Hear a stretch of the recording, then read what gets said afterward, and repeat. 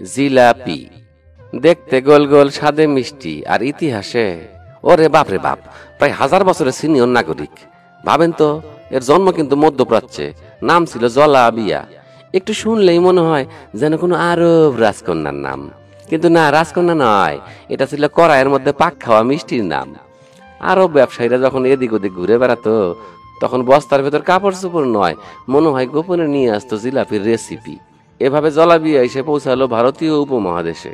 এখানে এসে নাম বদলাতে বদলাতে এমন অবস্থা, জলাবিয়া, জেলাবি, আর শেষে গিয়ে দাঁড়ালো আমাদের পরিচিত গলা জড়িয়ে উচ্চারণ করা সেই শব্দে, জিলাপি। 1300 শতকের বইয়েও তার অস্তিত্ব আছে। মানে আমরা জন্মানোর বহু আগে জিলাপি এখানে নিজের জায়গা পাকাপাকি করে বসেছিল। কেউ কেউ তো বলে মানব সভ্যতা যাই হোক, জিলাপি ছাড়া সভ্যতা সম্পূর্ণ হয় না। মধ্যপ্রাচ্য, ইরান, তুরস্ক, সব জায়গায় এর আলাদা আলাদা রূপ। কোথাও পাতলা, কোথাও মোটা, কোথাও আবার এত মিষ্টি যে খেয়ে দাঁত পর্যন্ত কেঁপে ওঠে। বাংলাদেশে জিলাপির জনপ্রিয়তা কেমন জানেন? বলতে পারেন গরম জিলাপি দেখলে মানুষের ইমোশনাল ব্রেকডাউন হয়।